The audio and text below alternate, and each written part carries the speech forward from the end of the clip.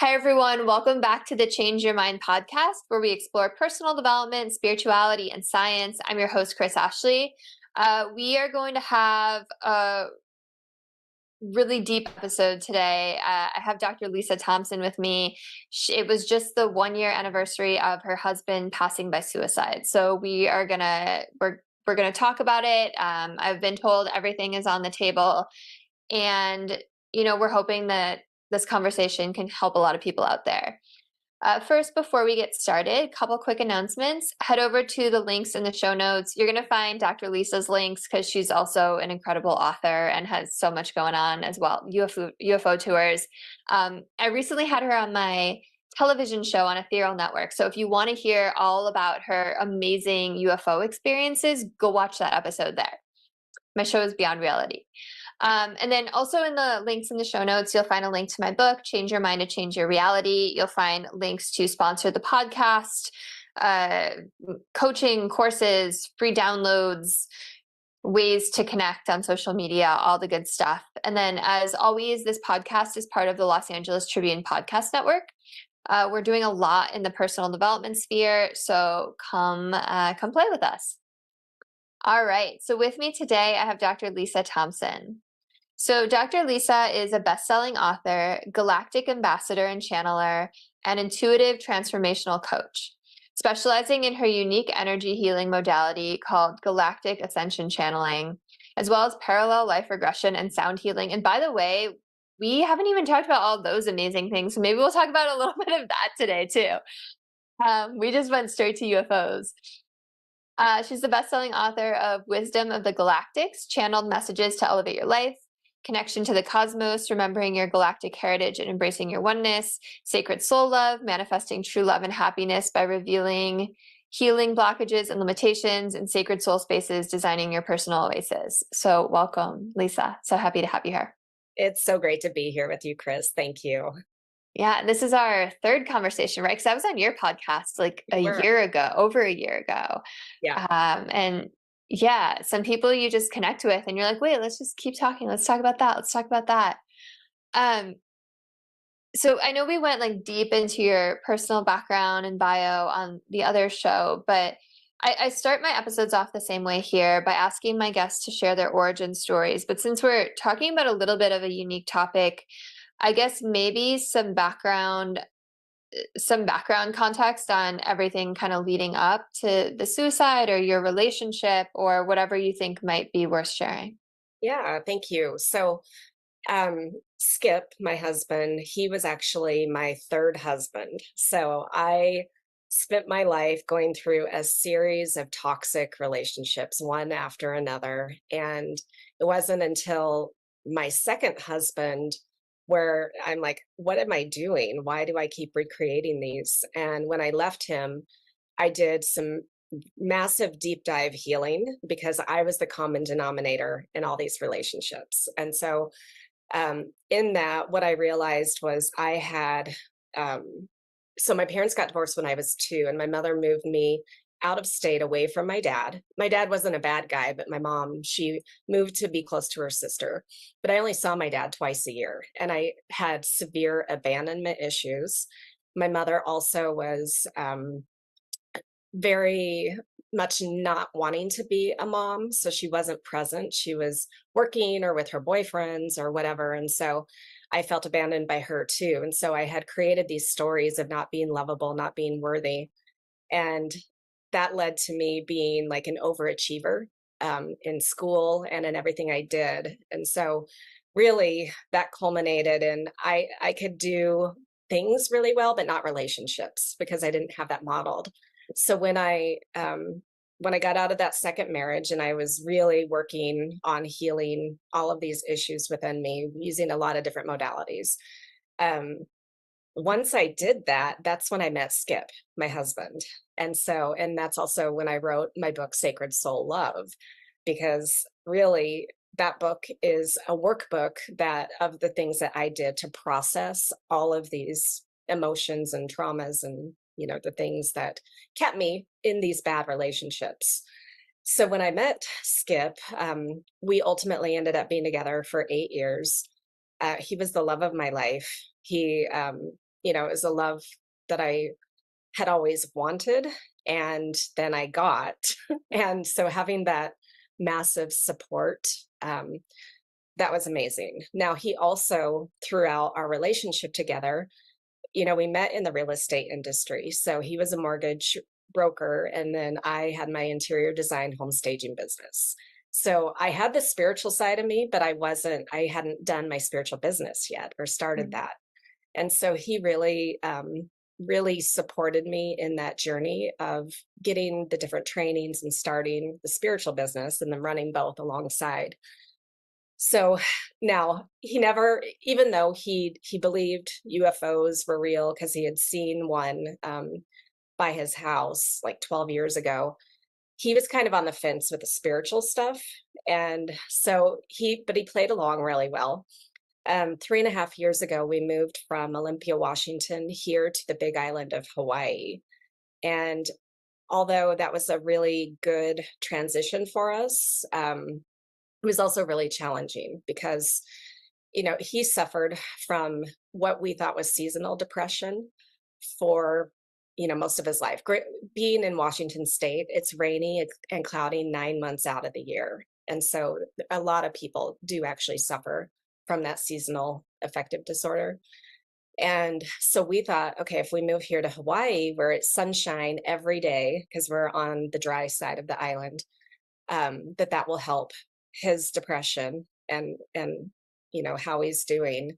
And it did to an extent, because he was much more active year round. But there were a lot of things leading up. I met my tribe right away, like my soul tribe, spiritual people. And he had a much harder time finding his people. He also ended up shifting careers. So he left the mortgage industry and ended up going into a new field. And he's a great salesman and knowing like how to work with people. But the training took far longer than what he had expected and had been told that it would. And so, he wasn't making the friends that were deep connections. He was having trouble in his career. He was struggling with getting older, even because he's 4 years older than I am. And he felt like he was aging really fast. And he was very concerned that I was getting younger, he was getting older, and that perhaps maybe I would care, what he looks like, and that, that we're aging. And I'm like, so for me, it's like, no, I don't care. It's your soul. It's you. I love you. So there were things like that were leading up to it, but he was the kind of person that everyone loved him. He would help people whenever they needed it. He was always just really fun to be around. And so it was a total shock for me and everyone that knew him. He hit it very, very well. And he actually, leading up the week before it happened, we were having some kind of challenging time in our relationship. There was a misunderstanding. And, I was doing my best to make him know that, that I love him and I wanted to be with him, for the rest of our lives. But then I had to go and lead one of my galactic retreats. And so I was away from the house, and it was on that second night of my retreat that he spiraled and ended up shooting himself. And I'm the one that discovered him because where I was hosting the retreat, it was in our neighborhood. And I realized that night, I'd been trying to call him because he texted me probably, I don't know, an hour before he did it to see if he could come over to the condo where I was staying that night so that we could be together. And I didn't see that text until like maybe an hour and a half later. And I wrote him back and I'm like, yeah, of course I want to see you. And then, so when I was done with the retreat for the night, I was, texting like, hey, it's safe to come over. And I was calling him and there was no answer. And then my assistant Tina, her husband Frank, he came over to our condo, and we were all supposed to be hanging out. And Tina was talking about like what we had had for breakfast or something, some really mundane conversation, telling her husband, but it triggered eggs. Oh my God, I need to go home and get the eggs to make breakfast for the ladies for the next morning. And so my house was like only 5 minutes away. So I told him, I'm going to run over, I'll get Skip, bring him back. And so I get the eggs out of the garage fridge where they were, and everything was really dark, which was weird because we always have lights on in our house. And um, so I'm looking for him, and our private courtyard is really, really dark, which again, it normally isn't because the light from inside the house normally lights it up. So I go into our ohana, which is our bedroom essentially. So it's like a studio apartment attached to the house. And so that is what we had used as our bedroom. And I go in there, and one of the ceiling fans is taken down, but it's not like replaced. He was going to be changing out ceiling fans during the retreat. And one of our bar stools was in the middle of the floor. It was just kind of a weird feeling. And so I'm like, look, starting to go around the house, like, where is he? What is going on? And then I go outside, and in the far corner of our courtyard, I see him, and it's sitting in a chair slumped over. And at first I thought he was playing a joke on me because, we like Halloween, and it was about time for me to start decorating for that kind of thing. And as I like doing it early. And so, but when I realized that no, this wasn't a joke. And so I kind of went into panic mode, like, what the hell do I do? And so, I ended up calling 911 and all of that. So massive shock out of the blue.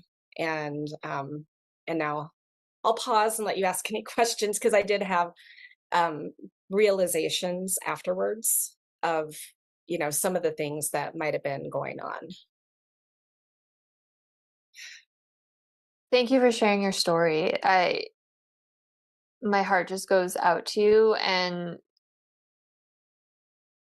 I don't even know what to say. It's so heartbreaking, and especially that you didn't see it coming and you were there to find him, and the way that he did it, and like everything about it is just so heartbreaking.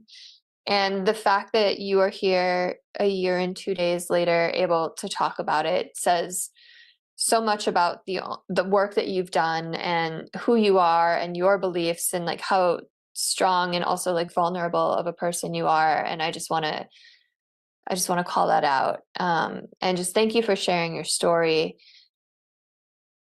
I don't know. It's because it's hard. It's hard to talk about, but when people are hearing about it, they're always like, what are the details, right? Yeah. So I guess, I know like you didn't know anything leading up. Like, was there a note or anything, or was it just? Oh, no. And okay. So after the next morning, well, actually that night, my daughter called my best friend who lives in Washington State still. And so Jen, she immediately got on the first airplane out to come. And then all of my retreat ladies were amazingly supportive and understanding. And the retreat became something completely different than what we thought it was going to be. And then, my assistant Tina and her husband Frank, they were amazing. So the next morning, I was sitting at the condo out on the lanai, and I was communicating with the trees that were in front of me. And I was getting information because I'm like, what, like, why, what just happened? Because again, I'm like, I don't understand what's going on. Yeah. And what the trees shared with me was that I had done a massive timeline jump. And I'm like, really? It had to be that extreme? And they're like, yes, for the work that you're meant to be doing here. Yes, it had to be something really huge like that. Wow. Now, what's interesting is a few years before this happened, I kept having these premonitions that Skip was not going to live a very long life, but I didn't think it would be from suicide. I thought he was going to create some kind of illness or perhaps get in a motorcycle accident or, something like that.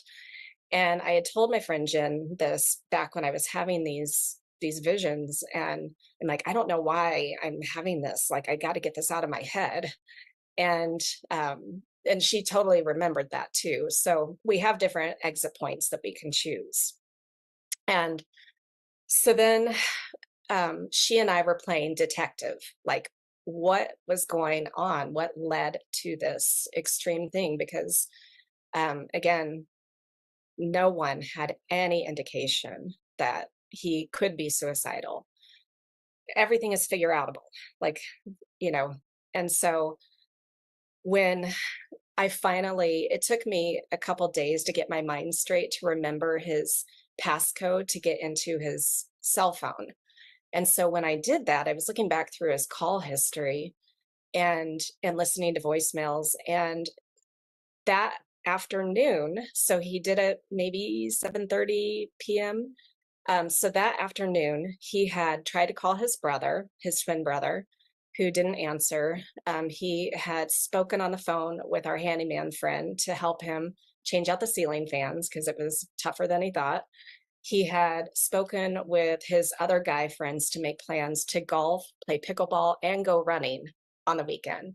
So he was making all these plans. He had also called a plumber because we were having an issue and with our irrigation. So all of these things that afternoon, he was getting lined up. And now, one of the things that my daughter, actually, she's highly intuitive. Um, she was like, "Mom, I think I know what happened." And so Skip was a daily pot smoker, like for years. And um, so that was his way of relaxing or maybe calming down whatever, ideas he was having, anxiety, stress, whatever. So what we think happened, and then I've gotten confirmation from a couple of my psychic medium friends as well, is that whatever thoughts were going on in his mind about him, finances, his career, me, like all the things, that he was smoking more and more and more to try to get the wheels to stop, because it was like he was spinning out of control. And at some point, and I didn't know this could happen with pot, but at some point there was a flip switch where he went into psychosis mode. And it was like there was no coming back from that, because then, we only had one gun in the house. It was under the bed, his gun. And so in that moment, he must have thought, there's no other way to get out of this. So what's interesting is that so again, I have a lot of psychic medium friends, and that next night I had a reading with my friend Kathy. And for me, I didn't want to know from her what had happened, because I knew I was going to get that from other people, but I wanted to know, like, what is my forward direction? Like, am I going to be okay? Yeah. Right. And so the cards were very positive. Yes, you're going to be fine, and you're going to get the support you need and all of that. But so then a few days later, I had a reading with my psychic teacher, Lisa. And I had messaged her. I'm like, is Skip ready to come through yet? Because I know sometimes it can take a little longer for people in this situation to want to come through and speak to past or loved ones, live loved ones. And so she got an immediate yes, that, okay, yeah, he actually really wants to speak to you. So when the messages that she was getting from him was that, he was sorry, but not sorry, because he was in a much better place. The emotions are different on the other side. They see Mm. things very differently, and time is very different. And so he was like, he's like, I couldn't do it. I couldn't support you physically in the way that you needed support, but I can do so much more from the other side. and I am going to be helping you and supporting you and bringing you opportunities, bringing new people. He also shared in that first session, he's like, I know you're not going to want to really hear this, but he's like, it's okay to be happy sooner than later. You do not have to spend, months or years grieving this. You Yeah. need to live your life. You have so much to give to the world. And then he was like, and you're not going to want to hear this either, but you need romance in your life. It brings out the creativity in you and it keeps you going. And he was like, I I will bring you your next love. You're not going to have to go through a bunch of losers. Oh, And so he was right. I didn't want to hear that like a few days after his right, of course. but it was very interesting that that's what came through, and they see things very different from the other side once they're out of this physical body. Yeah. Wow. I mean, that's a pretty like amazing message to get though. Like you don't have to spend years grieving this. Like you can move forward. I've actually heard that like when we grieve so hard like and cannot let go, it keeps the other person like stuck, right? They're not able to like move on and move forward. Have you felt him helping you from the other side? I have. So Mm. it's interesting because he's come to me in different ways. So, he has come through my different psychic medium friends.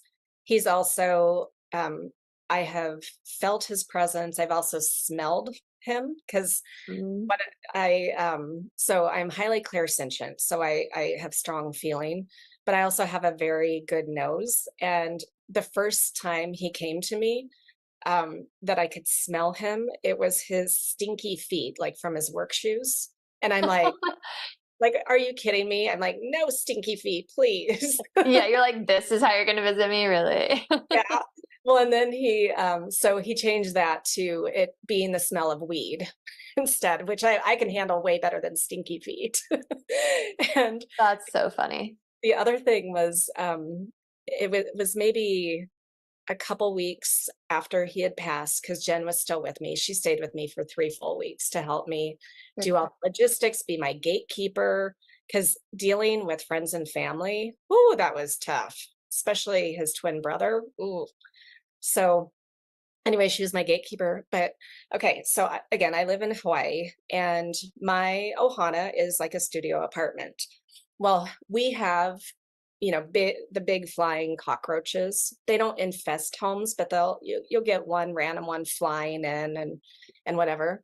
Well, so within a probably 24-hour period, only in my ohana, there were 9 of these giant cockroaches that were in the bathroom kind of area. And I'm like, Jen, check this out. And I'm like, this is weird.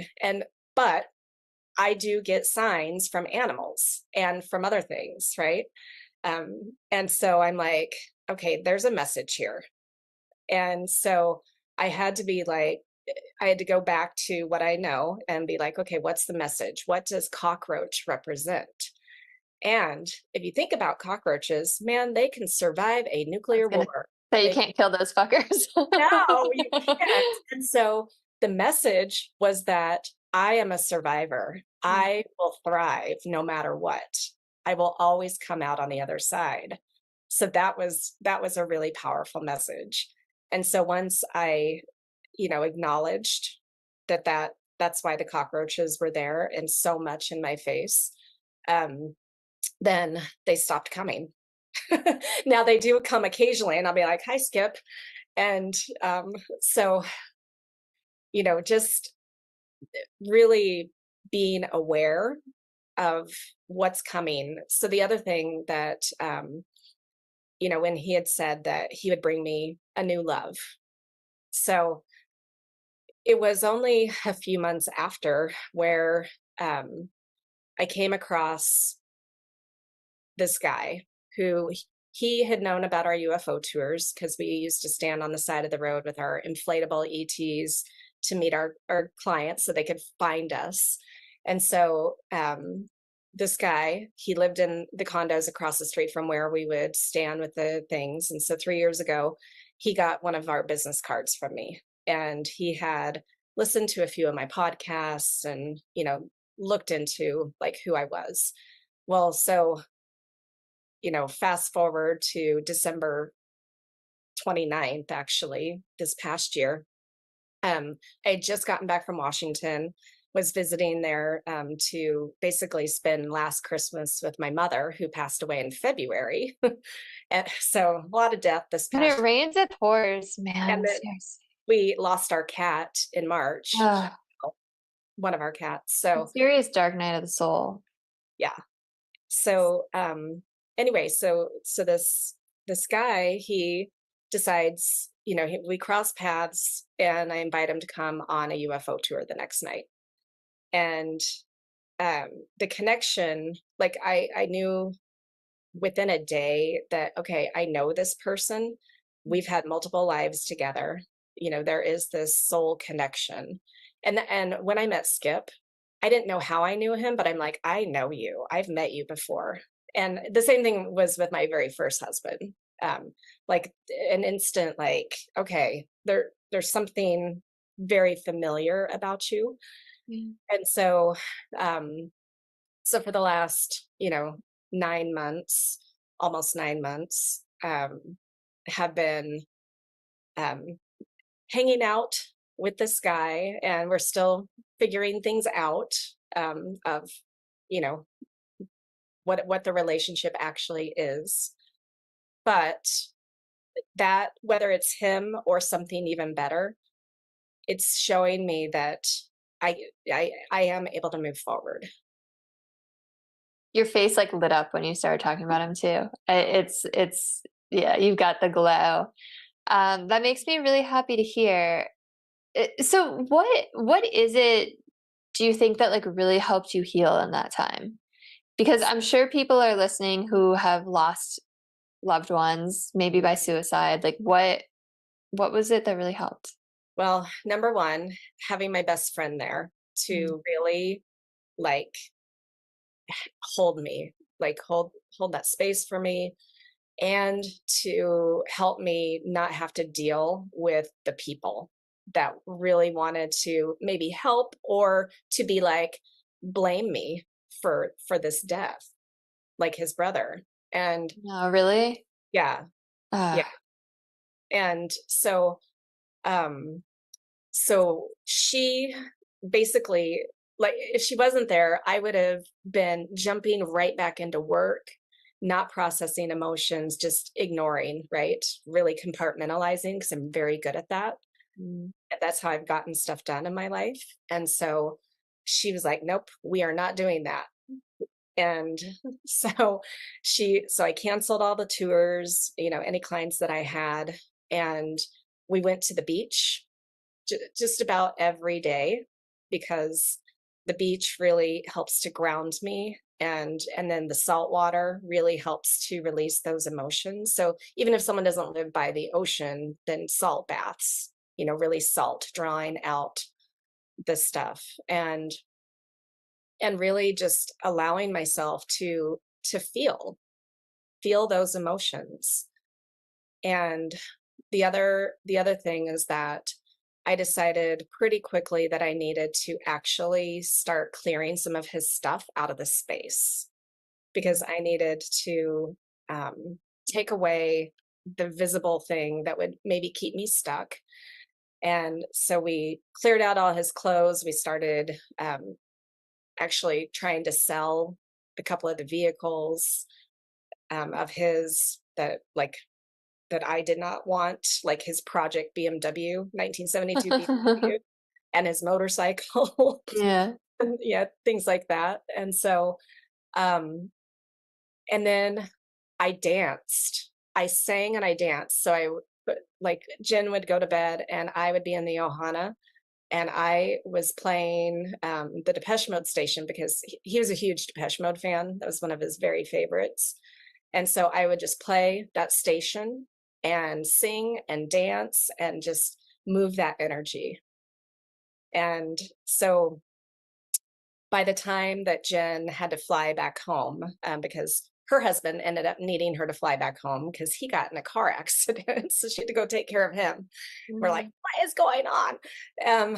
Anyway, so once she had left, I was in a much better place where I knew, okay, I got to figure out what's my new normal. And I still again, it was September 15th when he passed away. We were huge Halloween fans. Costume. We always had the party at our house.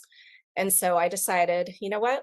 I'm still going to have the Halloween party, and I'm going to make it as a more intimate celebration of life.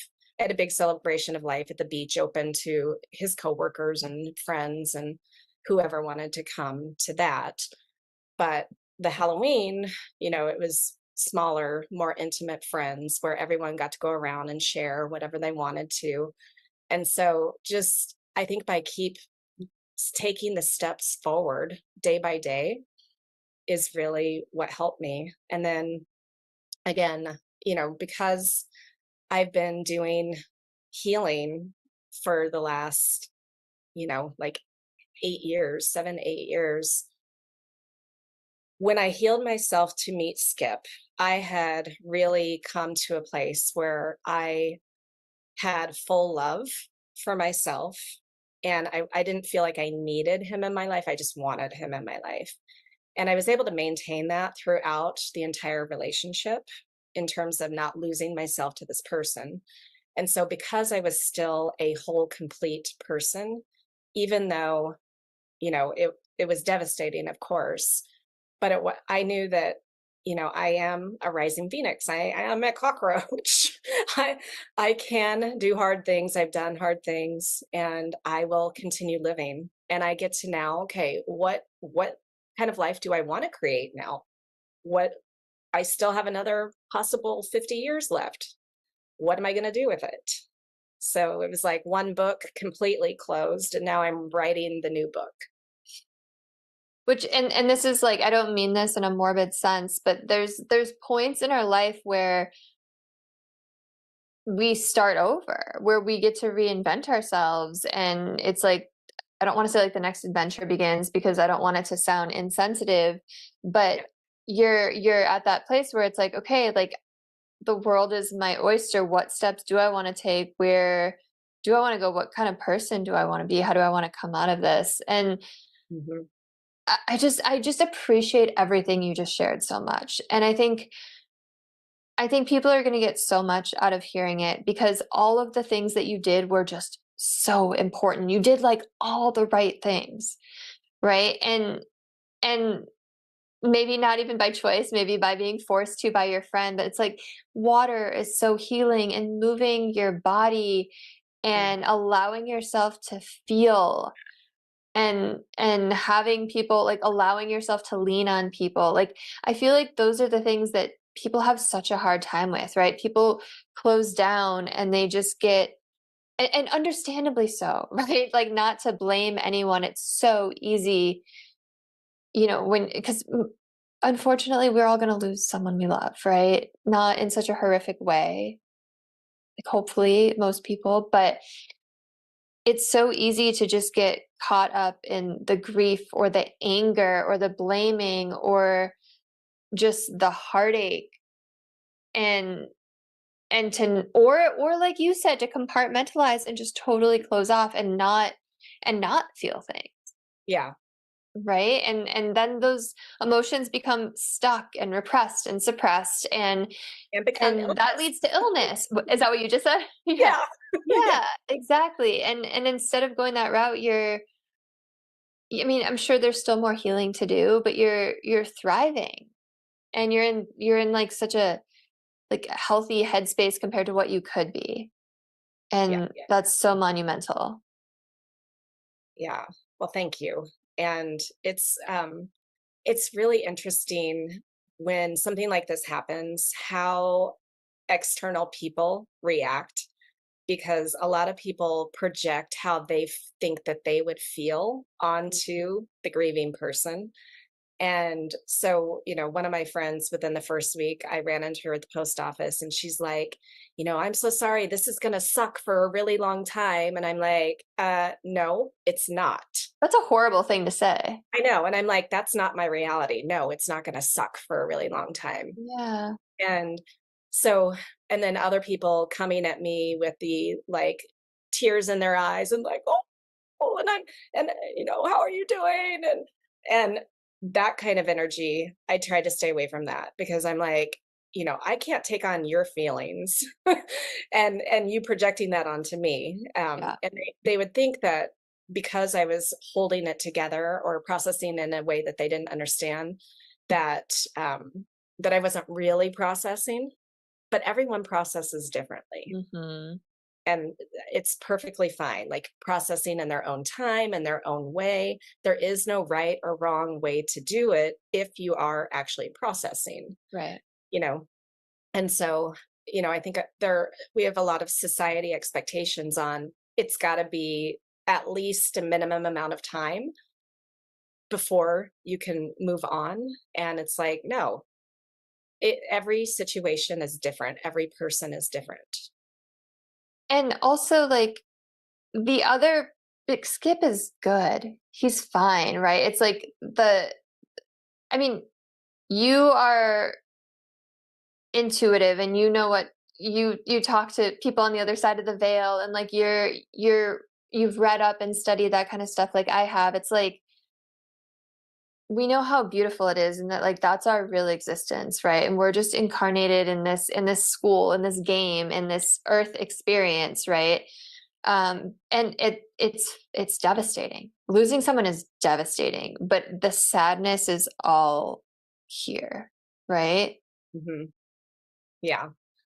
And it's one of the other things that he wanted me to know, like, really, because again, like, in terms of all the spiritual things that I know and understand, and I know you understand the same things, as well as all the galactic stuff I do, he was really on the fence. Like, he was like, some of it okay, and then other that's kind of weird. Well, so from the other side, he was like, everything that you are doing and believe and understand is completely right on. So keep doing what you're Hell doing. yeah.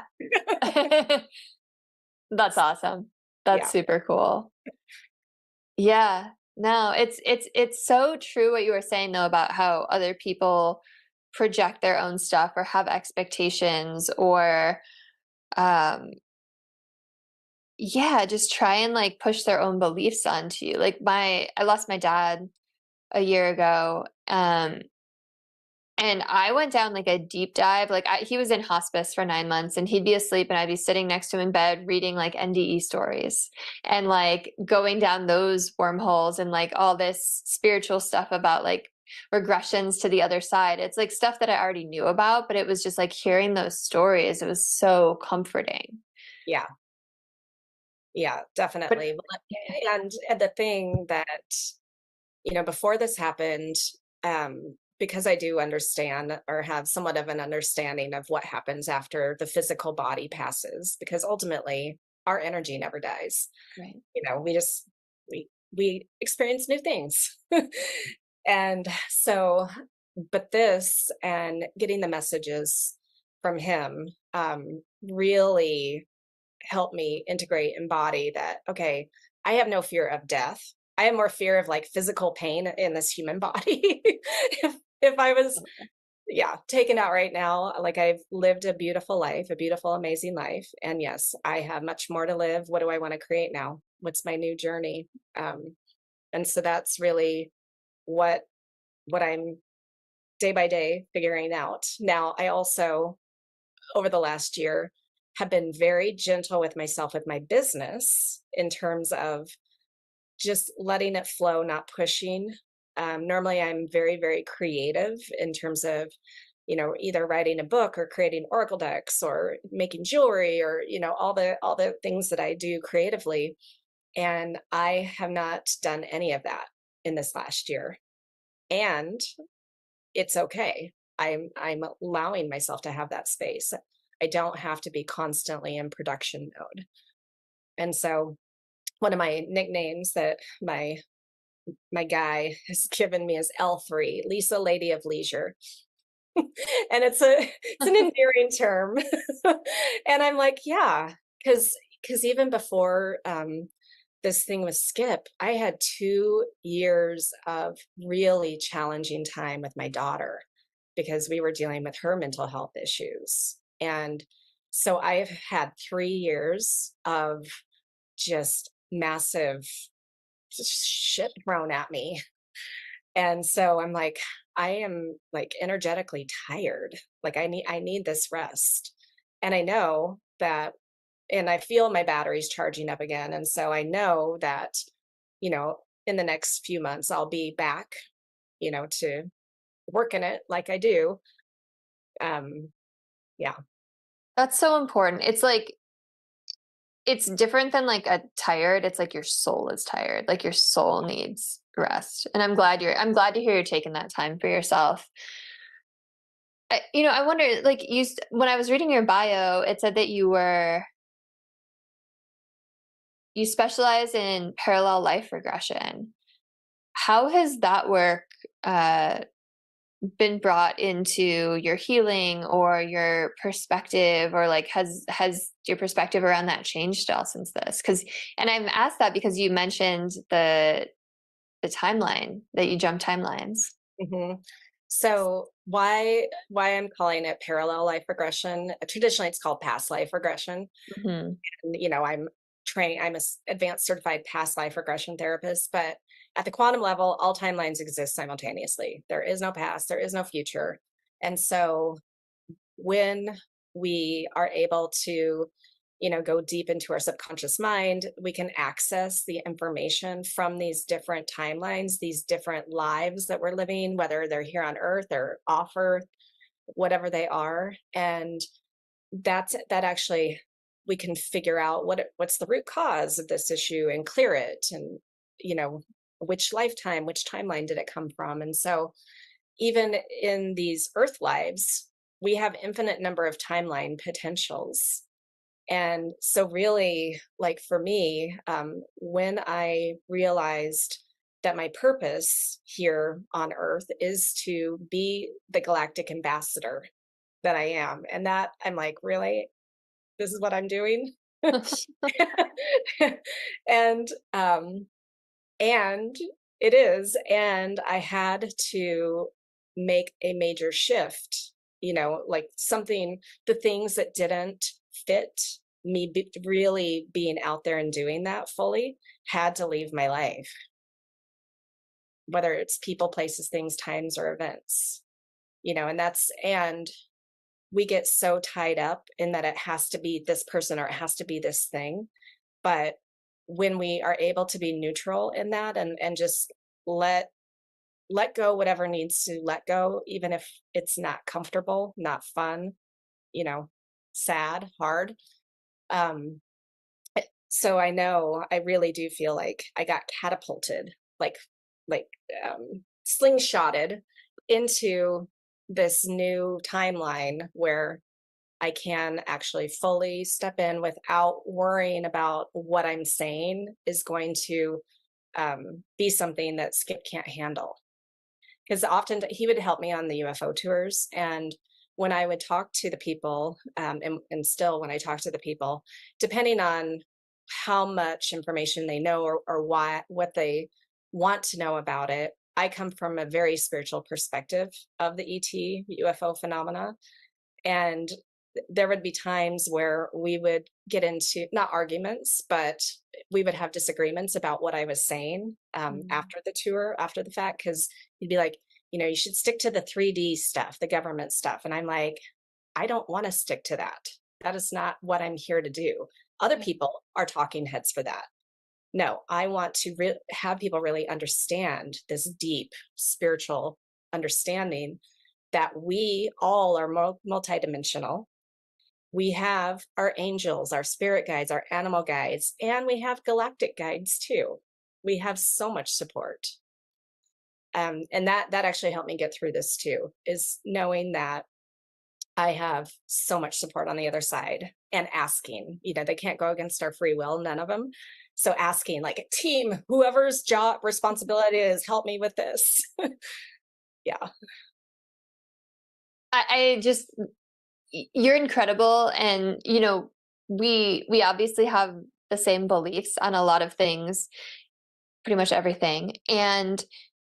But to hear someone not just talk the talk, but walk the walk and be like, I needed to step into this purpose, this path, and maybe this person wasn't in alignment with that. And that's like a big, hard thing to say.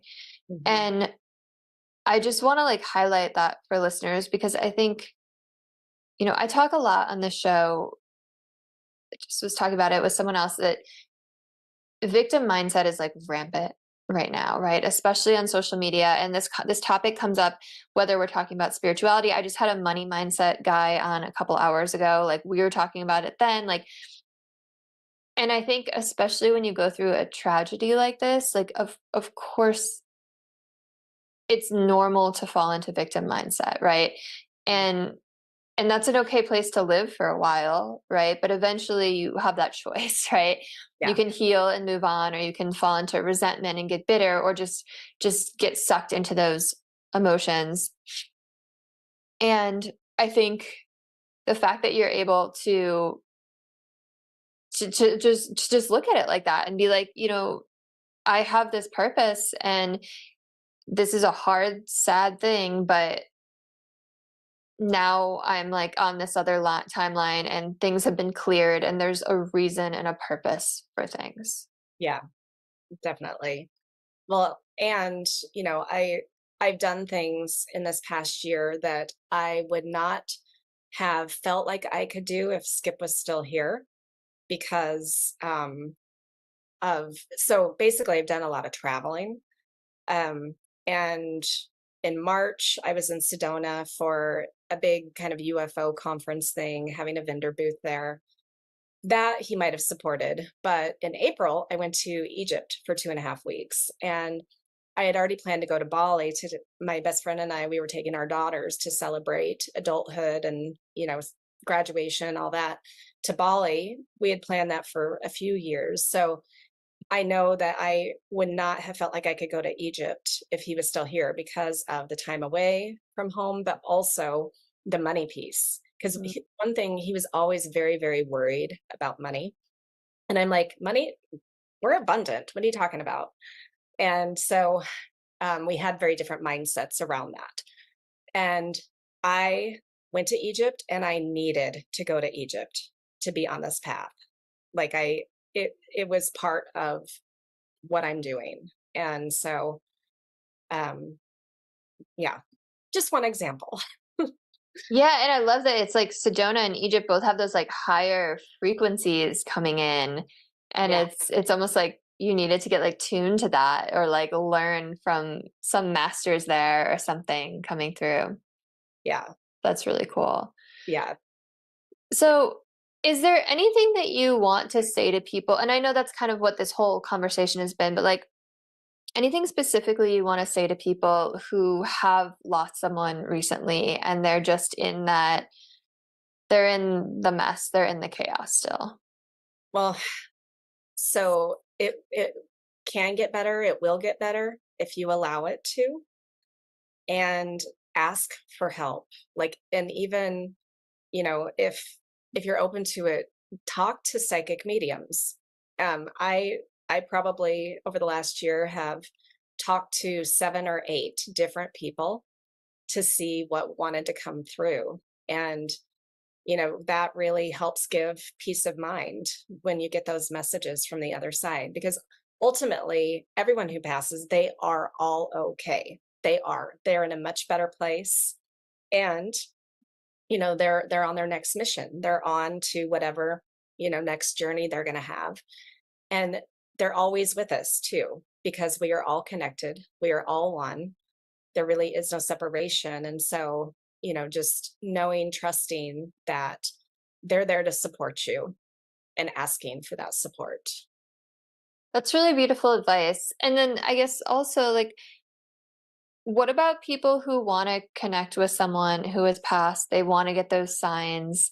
How do you open yourself up to that?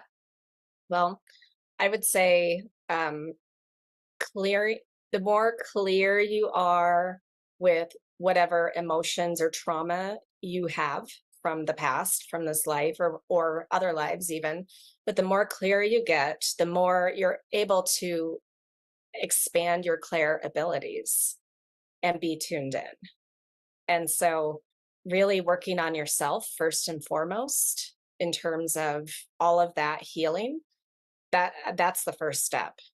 And then once this stuff is cleared, then you have space to then receive those messages and see the signs and, hear, feel all the things. All the smiles. Yeah. That one's been happening to me a lot lately too.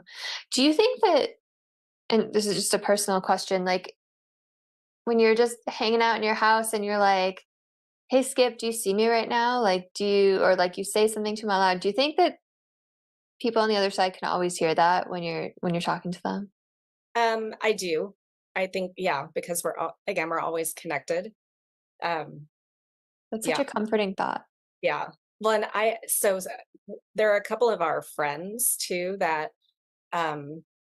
after he passed, they were asking him for help, for answers and things.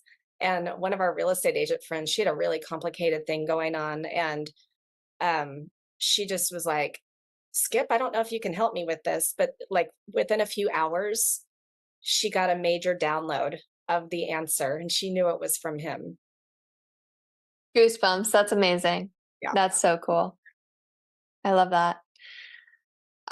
Thank you so much for this conversation. You're inspirational, and I knew this was going to be so important, and I'm sure it was so important for so many people to hear.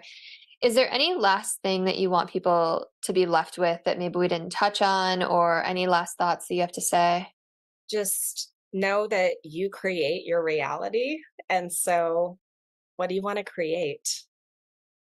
Like, really, what do you want to evolve into? What do you want to create? And take the steps to do that. Hell yeah. I love it. Dr. Lisa, thank you so much. And obviously we didn't really talk much about your work, but I'm sure we sparked some interest just talking about UFOs and your books. And so if people want to connect with you, if they want to find you, if they want to get readings or go on your UFO tours, all the things, where can they find you? So I've got 2 different websites. Most of my like healing services, all of that is at drlisajthompson.com. UFO tour stuff is bigislandUFOtours.com. And then I'm on Facebook and Instagram. And at my YouTube channel is Connection to the Cosmos with Dr. Lisa Thompson. Awesome. Thank you. And I said this at the beginning, listeners, but Dr. Lisa was on my show Beyond Reality on the Ethereal Network, and we talked all about UFOs. They show up every time on her tours. Yeah. So if you want to see a UFO, like for sure, go. Like I want to go. Next time I'm in Hawaii, I'm going. So I just thought like that has stuck with me. That's so cool. All right. So if you're listening and this resonated, please comment, share, subscribe, definitely send it to someone who you think could use it. And, like we've been talking about, people grieve in their own ways, but sometimes, a lot of times, hearing someone else's story and perspective and healing journey just can completely mean the world to someone and completely change how they're processing. So don't be afraid to send this to someone who might be grieving. And thank you all so much. I hope you have a beautiful rest of your day. I will see you next time.